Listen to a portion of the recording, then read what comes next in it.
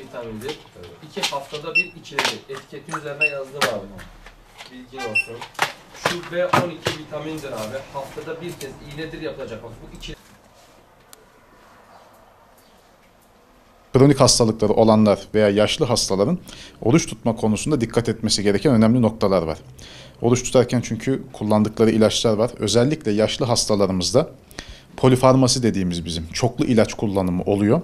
İlaçlar birbiriyle etkileşiyor. İlaçlar yedikleri gıdalarla etkileşebiliyor veya süreleri belirli dönemlerde alınması gerekiyor gibi bu pek çok soruna yol açabiliyor.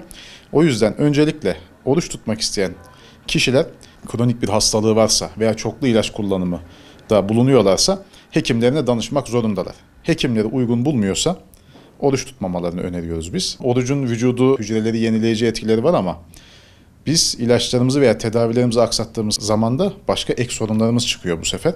Bu sefer kar zarar dengesine döktüğümüzde tutmamaları onlar için daha iyi oluyor.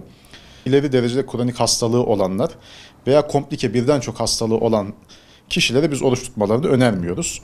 Kim bunlar mesela? Tedaviye rağmen şeker düzeyleri 200'ün altına inmeyen hastalarımız, mesela şeker hastalarımız.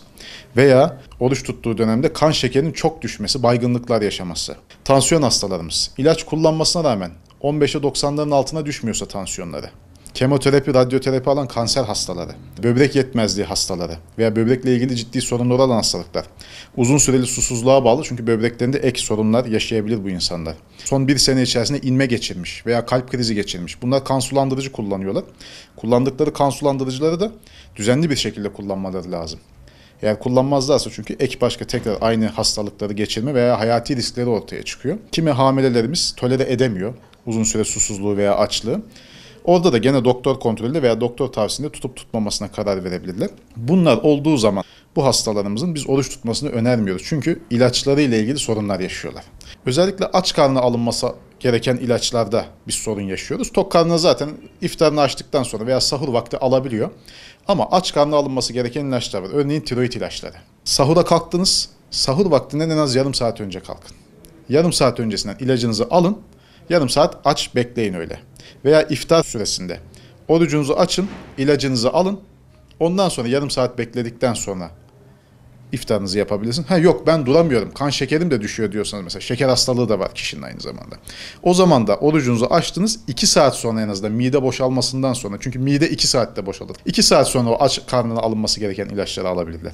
Bunların düzenlemesine özellikle dikkat etmeleri gerekiyor. Çünkü aç karnına alınması gereken ilaçlar tok karnına alındığı zaman ya yan etkileri çok fazla oluyor ya da işte farklı maddelere, besinlerin içerisindeki maddelere bağlandığı için etkilerini kaybediyorlar. Bu da onların tabii ki hayat açısından risk oluşturuyor. Maalesef kronik hastalarımız veya yaşlılarımız birden fazla ilaç kullanıyor. Hekimlerimize gittiğinde de her hekim bir ilaç yazıyor. Ve bir torba ilaçlı insanlar nasıl ilaçlarını kullanacaklar işte. Biz diyoruz ki Ramazan'dan önce en azından hekimlerine gidip bu ilaçlarda bir azaltma yapılabilir mi? Çünkü kombine ilaçlar var. Tansiyon hapı aynı zamanda kan şekerini de düşürebiliyor. 5-6 ilaç değil de 2-3 ilaca düşürmek gibi önlemler alınabilir akıllı ilaç kullanımında. İkincisi maalesef gene hastalarımız hekimlerden çok ilaç talep ediyor. Çok ilaç yazan hekim iyi hekimdir algısı var bizim vatandaşımızda. Bunun için de zorluyorlar doktorlarımızı, hekimlerimizi. Biz bunu önermiyoruz. En iyi tedavi yöntemi en az ilaç alınarak yapılandır aslında. Hekim uygun görürse zaten yazar. Bizim yaşlılarımız en çok ne hata yapıyor ilaç kullanımı ile ilgili dersek birincisi doz atlaması yapılıyor. 3 doz alması gereken ilacı var.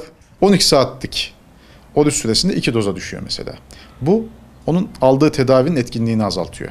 Doz atlaması kesinlikle yapılmamalı. Doz atlayamıyoruz. İlaçların dozuyla ilgili bir değişiklik yapamıyorsak o kişinin oruç tutması uygun değil. Çünkü hayatını riske atıyor. İkincisi aç tok alınması gereken ilaçları kişi ya hep tok alıyor ya da hep aç alıyor gecenin ortasında. En çok yapılan hatalardan bir tanesi bu. Üçüncüsü normal kendi ilaçlarını bırakıp özellikle Ramazan döneminde biz bunu çok şahit olduğum için söylüyorum. Vitaminlerle veya gıda takviyeleriyle bu Ramazan sürecini atlatmaya çalışıyorlar. Biz bunu da önermiyoruz. İlacınız neyse o ilacınızı kullanmak zorundasınız. Onun dışında yediklerine, içtiklerine, beslenmesine, sıvı alımına kişiler yeterince dikkat etmiyor. Bu da ilaçların emiliminden tutun da yan etkilerine kadar ek başka sorunlar çıkartıyor. Sağlıklı beslenmediğimiz, yeterli sıvı almadığımız sürece ilaçları kullanmamız hayatımızı riske atar. Bunu unutmamalıyız. İftardan sonra çaya çok yükleniyoruz. Bu ne oluyor? Demir emiliminden tutun da bir sürü ilacın emilimini etkiliyor. Sigara çok tüketiyoruz. Kesinlikle tüketmemeliyiz. Bunu mümkünse bırakmalıyız. Özellikle ilaçlarla beraber sigaranın içerisindeki binlerce yapay katkı maddeleri, zararlı maddeler, zehirler etkileşime giriyor. Hani inmelerden tutun da kalp krizine kadar riskimiz neredeyse 3-4 kat artıyor bu süre zarfında. Biz hep şunu öneriyoruz. İftardan sonra uygun bir vakitte en azından yarım saat bir yürüyüş yapmak veya 10 dakika tempolu yürüyüş yapmak kişinin sağlık düzeyine göre çok faydalı. Oruç halsizleştirdi, yoruldum vesaire demeyeceğiz. Zaten teravih falan kılıyor vatandaşlarımız. Kılan vatandaşlarımız biraz egzersiz yapıyor ama bu yeterli değil. Onun dışında da şöyle bir 10-15 dakika havalar da ısınıyor.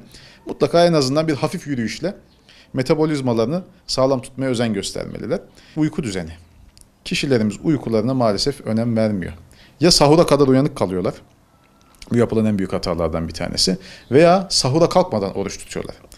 Uykusuz kalmıyorsunuz, öğün atlamıyorsunuz. İlaçların dozunu hekimlerinizin önerdiği şekliyle kendi kafanıza göre, komşunuza göre veya bir tanıdığınızın söylediğine göre davranmıyorsunuz diyebilirim buradan vatandaşlara.